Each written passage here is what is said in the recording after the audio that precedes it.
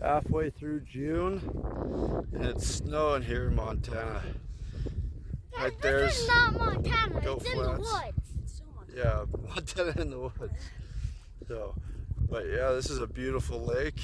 On a clear day, it's super pretty, but there's a storm rolling in right now.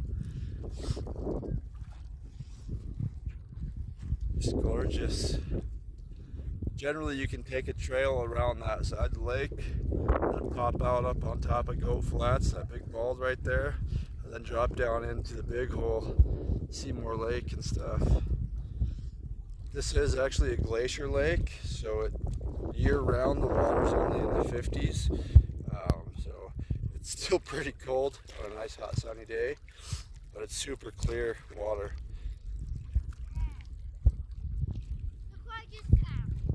There's a little campground on an island over there. That's pretty neat.